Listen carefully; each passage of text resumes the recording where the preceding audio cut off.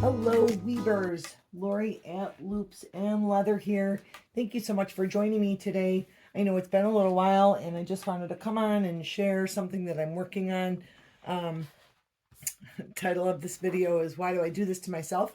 Because as you can see, I am working with more textured yarn, which as we know can cause some problems with our warp in our shed because it sticks to itself. So I'm trying to use up some of my stash yarn. I had this cone of this cotton acrylic blend. It's really pretty. It's super soft. It's like 60% cotton, 40% acrylic. And it's got, a nice strength to it. It can hold up under tension. And it's got some pretty blues, some light pinks, some lavender, a little bit of coral in there. Just real pretty variegation. Not in your face, but a nice subtle variegation to this yarn. And cotton is great for warp. So I went ahead and warped the full width of my loom. I have a 20-inch Ashford knitter's loom. It's a rigid heddle loom, and it's one of those flexible portable type looms. And I did the whole width with a single strand of that cotton acrylic blend in each slot and in each hole, except for these bands of this boa yarn. This is Bernat boa. And again, this isn't something I necessarily would just go out and buy myself, but it was in my stash. It's something that I picked up in one of those, like bulk, hey, I'm getting rid of all of this yarn kind of deals, which I can never pass up. So I had 2 skeins of this, and 1 skein was enough to do this warp, which was awesome. I used every little bit, and I'm one less skein of something in my stash. Plus, I really like this because it gives some texture. So not quite so much texture in the warp as if I was doing it in the weft, but it does give a little bit of texture, a little bit of sparkle and bling, and I love that. I love texture in my weaving. So really enjoying how this is turning out. And for the weft, I'm doing blocks of color. So I will unwind some of this so you can see. Don't have this whole thing fall apart on me. So I have blocks of color. So I have blocks of blue. I have another block of lavender. I've got a block of and I'm working on a block of the same yarn that I use for the warp. And I'm doing, they're varying widths. Some are 7, some are 11, but I'm just keeping track as I go so that when I got halfway through my warp, I switched and started working the same sequence of blocks in reverse. And it turns out pretty cool that way. So as I'm weaving this, as usual with textured yarns, we run into some hiccups. So I wanted to come on and share a little bit about, how I'm working around those things, because you shouldn't be afraid of using acrylics or novelty yarns like this boa yarn in your weaving. You absolutely can. And, some people will be like, oh, no, you have to use wool. You have to. No, you really don't. You can use acrylic. You just have to know how to kind of work with it or work around some of the challenges that it might present. So let me beat down that last pass there. And all right, so for the weft, again, I'm using some of the original that I used for the warp. I'm also using double strand of these cones of knitter's yarn. I have loads of this stuff, and I'm trying to work through some of it, but you can see it's really, really fine. So a single strand of this is crazy fine.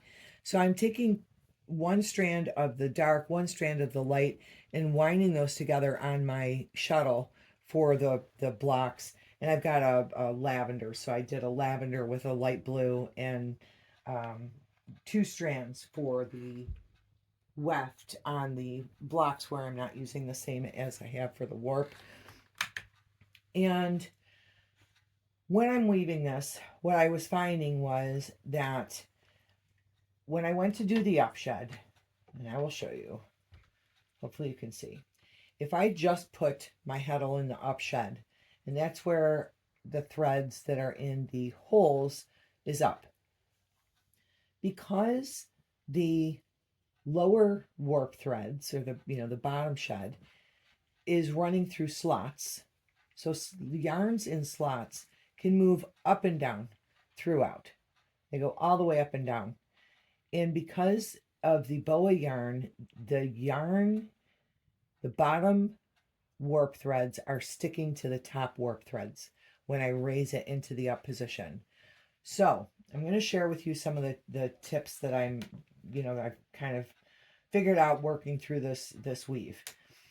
If I take my reed and I just pull forward, push back behind my heddle blocks, and then pull forward again, put it in the up shed, it clears those threads. It releases them.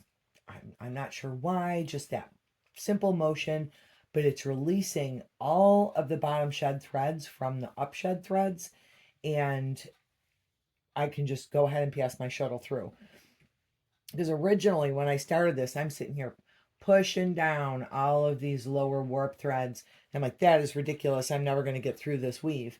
And just by passing my reed forward, back, and then putting it in the up shed, it released those bottom warp threads, and I can just go ahead and weave like I normally do. So that's worked out really well. The one thing that I want to say is to do that with care.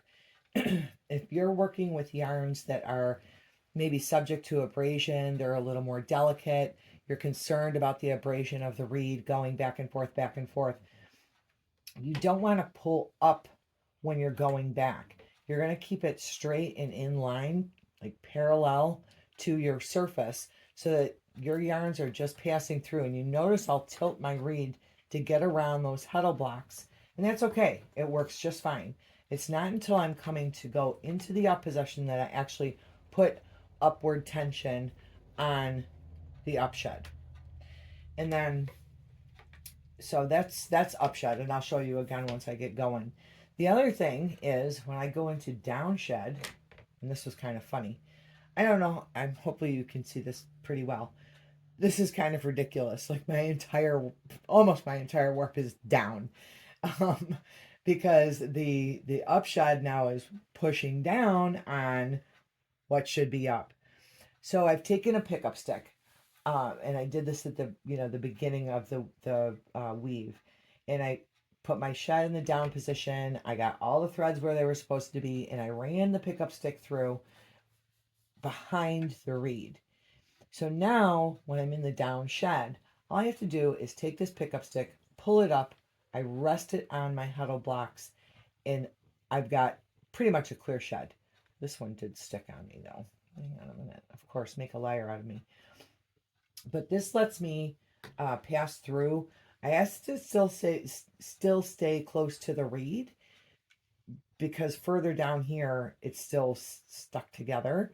But if I pass close to the reed, it's a clear shed up there, and I can get my shuttle through without a problem. So I get my shuttle through. Then I was running into this.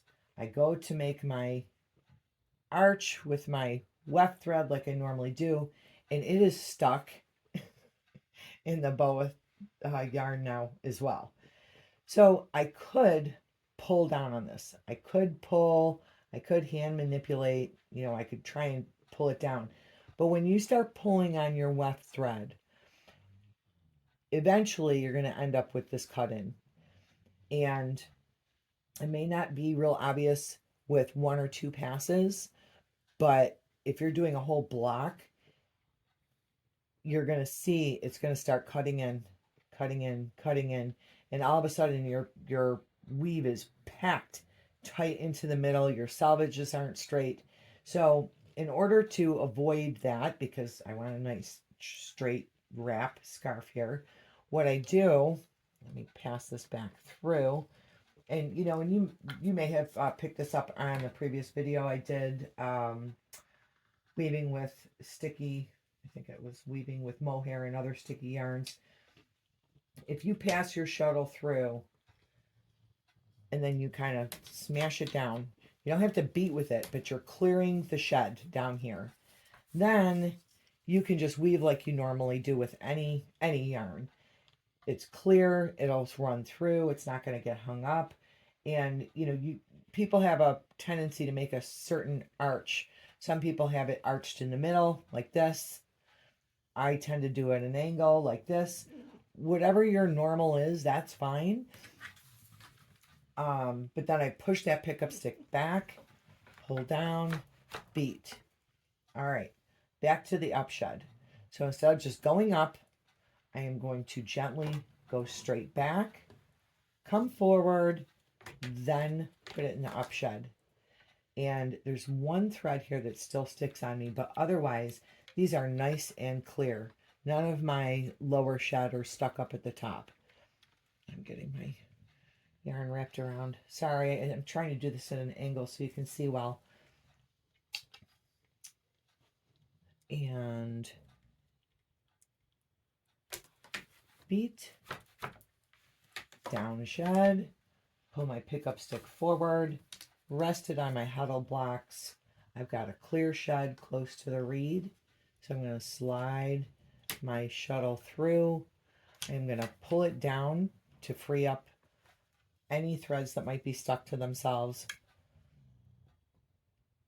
And now I can make my normal arch. I pull back a little bit on the edge just to keep it from pulling in. Push my stick back and beat. So this has been working out really well. On the down shed, you could go ahead and just beat with your heddle. But the one thing I was finding is it was leaving little like arch gaps here. It wasn't really freeing it up as much as I'd like. And it wasn't, I don't know, the weave just wasn't nice and even. So since this is a plain weave, I want this to be, straight, even. And, whoops, sorry, that's moving on me. And my down shed. So I'll show you. I could just run my shuttle through without clearing the shed with my shuttle and push the stick back and beat. And this was not too bad, but certain sections, I was just noticing these little arches of thread there, and so I'm just clearing the shed as I go, so that it lays evenly for me. Well, I hope these little tricks are helpful. Again, I've got another video about weaving with fuzzy yarns, and I'll post that, in the comments or below in the info for the video. So it's turning out really pretty. I'm excited to get this one up in my shop and do some more videos. Someone asked if I was okay because I haven't been on in a while, and I am. I've just been doing some other things. I've got a lot going on the farm. I had a kind of rough summer with some of my sheep and goats, and it's just was emotionally, it was hard. And then I did a fall festival, which I had a blast at. I haven't done an in-person festival in years, and so it was great to get out there and see people and just interact in person. That's always loads of fun. So I'm looking forward to doing more in-person like art shows and festivals coming up. But yeah, it's I just been busy. But I will say that the double weave pickup warp on my table loom has caused me weaver's block on my table loom, and y'all need to just stay tuned because you're going to watch me cut that entire warp off of that loom. I feel guilty about doing it because I know people want to see it, but I just cannot get into it. I don't like the yarn I used. I'm struggling with the loom itself, having a wide enough shed to use my boat shuttles. I can't, and it's like I want to do it, and I almost feel like a failure if I cut it off, but then or maybe not a failure, but guilty. But it's prevented me from doing any more weaving on that loom, and it's making me nuts. And I was going to do it about a month ago. Like, today is the day I'm going to do it. And I came in and I was going to start weaving on it. And I'm just like, I just could not get the energy up to do it. It was just, I just don't want to. And so I think at some point, instead of having it cause me, because it's causing me stress, right? Because I want to weave, but I can't use that loom. I don't want to cut it off because I'm supposed to do a part 2 of a video. I have just decided that I am going to do part 2. I'm going to set it up on my floor loom. My floor loom has a much wider shed. And so, I can get my boat shuttles through. And I'm going to set it up with some different yarns that are more in line with what I want to use. So, yeah, I'm going to cut it off. It's going to be liberating, and I'm super excited to do it, even though I still will feel guilty. But I've got a stack of patterns that I want to try. The holidays are coming up. I've got placemats I want to do, table runners, towels, hand towels for Christmas. Stay tuned if you want to see me cut that warp off. If you've ever felt bad or guilty about doing it, you can live vicariously through me, or maybe you'll be motivated enough to cut a warp off that you just can't stand and have been hesitating to get rid of. So I'm going to do it. So that is it for now, guys. I do appreciate everybody watching and subscribing. I am trying to, grow my channel a little bit. I've got over 1,000 subscribers, which is, nothing compared to some of these big channels. But for me, it was a real accomplishment, and I appreciate each and every one of you for subscribing and sticking with me and caring enough to ask about me. So, I hope this is helpful for folks, and I will be posting a part 2 to that double weave. It's just going to be on a different loom with a different warp, and we'll get at it because it's a cool technique. But yeah. So, all right, stay with me. I've got some great patterns coming up on the foreshaft. If you want to follow along, I will really go into depth on warping and using the warping board, thread counts, all that good stuff. So take care. I hope everybody is healthy, doing well. And if you have questions, comments, please feel free to comment on the video, like and subscribe. Again, I really do appreciate each and every one of you. You take care and have a great rest of your day. Once again, thanks for joining me. Bye-bye.